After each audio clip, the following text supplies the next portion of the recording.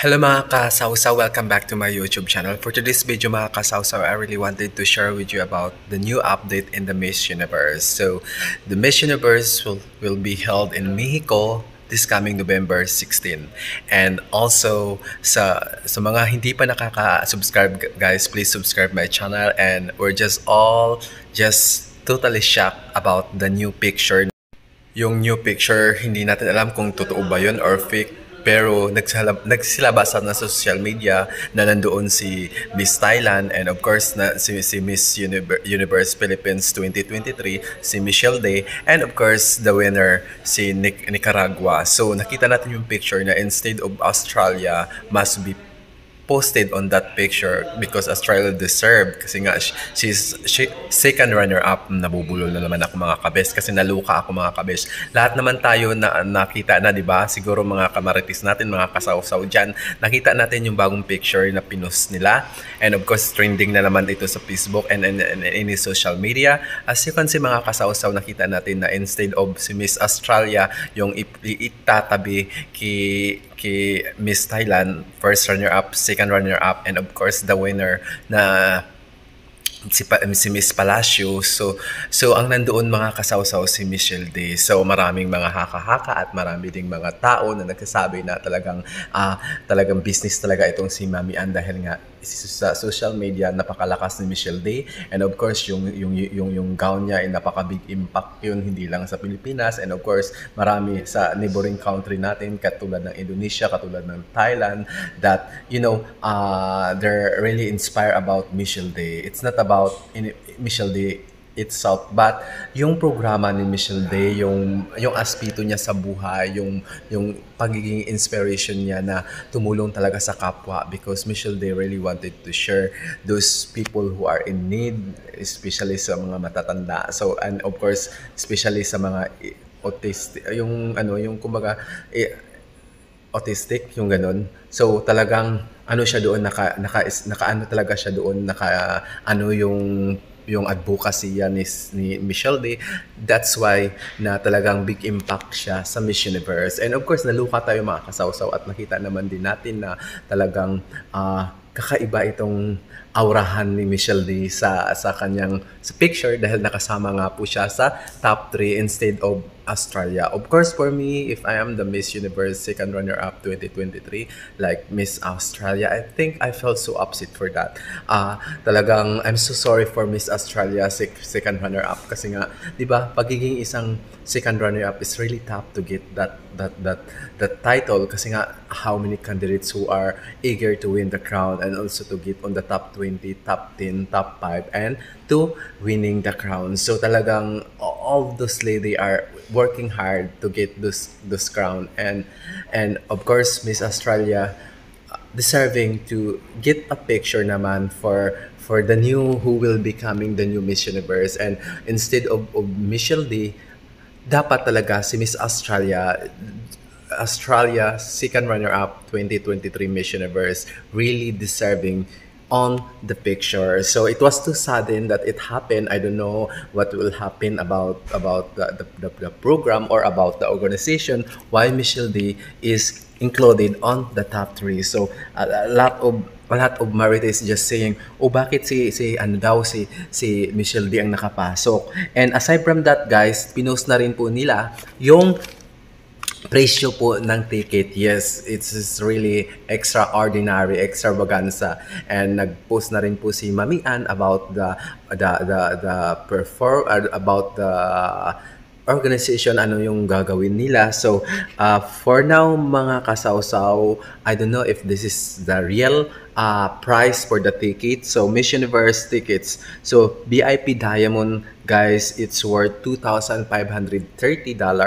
And VIP Elegance, it's $2,050, and VIP Diamond it's $1,350, and VIP Elegance it's $1,115. So that's the price of ticket that I saw in the social media. And of course, as you can see guys, let's look at this picture. You can see Miss Michelle Day are with Miss Thailand and of course Miss Nicaragua. So for us, we will just so upset and we were just like, hoping na talagang, if we're looking back on last 2023, it was, Michelle D perform. I think she's more than deserving, not only on top 10, but on top 5, and, eager to win the crown. And we are really, really something that, for us, we can see how Michelle Day performed na we cannot get over until now. I felt so sad for Michelle Day for what happened, and we can see how the social media itself boom for what happened, that there's something like switching and blah blah and so on. And of course, to all Marites na nandito sa social media, nandito nakikinig sa aking social media platform, so guys, what really happened on that night. And I feel so upset for that moment because Michelle Lee have a lot of things na kailangan niyang gawin na kanang kung nandoon na daw siya, di ba, when she got an interview, she's really like, nandoon na tayo eh. So it was too sad, and I felt sad also about what really happened. Pero we gonna move on for that. I know God is watching. I know who's the real winner or either on the top 5. So guys, yun, at talagang marami po talagang marites na nagtaas ng kilay kung bakit po nakapasok si Michelle Day sa top 3. And of course, for me, I will just like to shock also why Michelle Day is in the picture. And for me, I think it's business is always a business. I think Mami Ann thinking about who those candidates who have a lot of, a lot of fans in social media, a lot of followers that can make the Miss Universe getting on the top also. And it's really helpful also as a candidate that you have a lot of followers. So it really reflect on Miss Universe platform. And for me, I think the elegant itself, the production was fantastic. But I hope that this coming 2023, I hope it's not only glamorous, it's not about the stage, about the lighting, about the performance, about the event, and so on. But I hope that, the Miss Universe organization will looking forward about the platform on what they are fighting for. Like, sana madami. I hope that there's a lot of project. It will happen. There's a lot of what they call this one. There's a lot of charity that will be happen, because that's the essence of Miss Universe. Since ilang dekada na mga kasawsaw, alam din naman natin na talagang Miss Universe always Miss Universe. But this few years ago, when Mami Ann get the Miss Universe itself, di ba, parang nawala yung essence na sana mabago pa, na sana maibalik nila kung ano ba talaga yung Miss Universe. Kasi, di ba, as you can see guys, Miss USA on last 2022, and of course, now Miss Palacio, di ba, Miss Nicaragua 2023. We cannot say, I don't know what she's doing, di ba? Hindi natin alam kung ano ba talaga yung nilalaban nila. At of course, I know that, Grand International, as you can see, there are a lot of production, there are a lot of passion, but we cannot feel about what really against the war, stop the war, and so on, diba?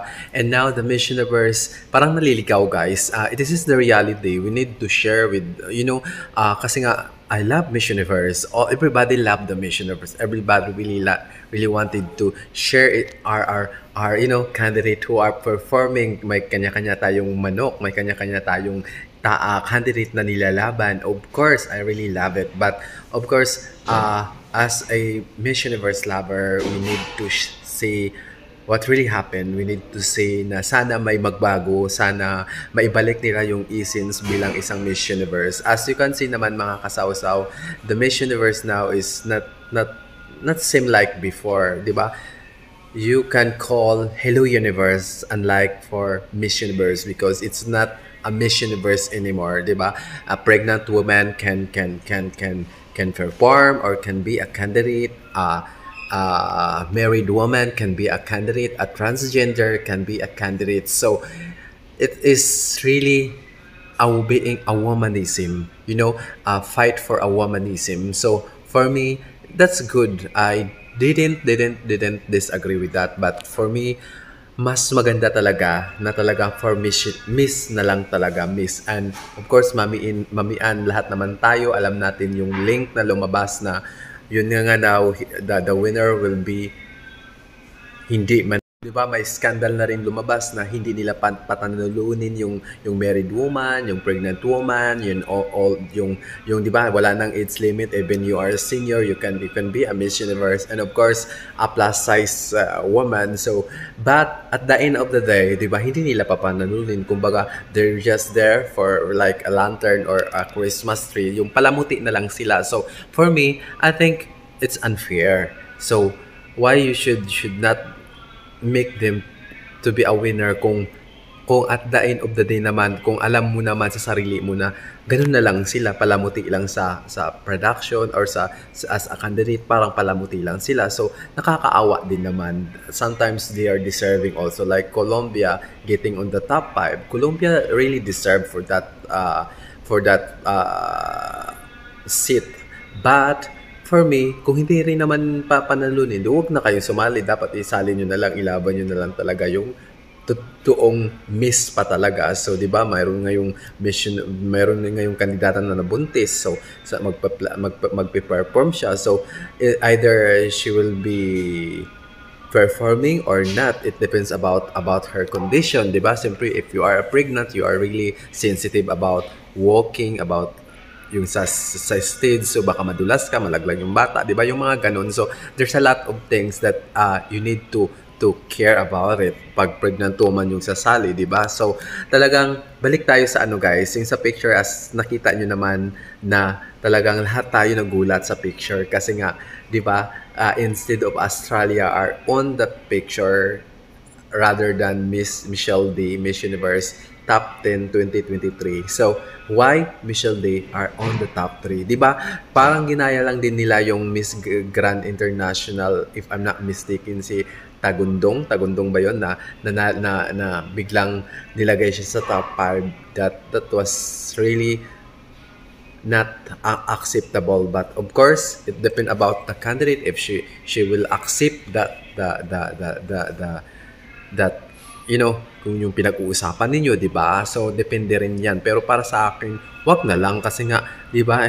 For what, 'di ba? Hindi niyo naman ako nilagay sa ano, tapos ngayon parang pakonsuelo. So it's unfair to another candidate na ilan kayong kandidata na nag-attain for that hard work that you given, hardship, friendship, na buo lahat na ng sakripisyo na binigay mo at the end of the day. Ganun din lang pala, yung parang nilalaro lang kayo sa isang bula. So parang ikot-ikot na lang yung buhay, di ba? So matira matibay, yun yung nakaka-reflect na sana mabago nila ang Miss Universe. So, and of course, kung para sa akin, kay Australia, parang nakakasad, guys, no?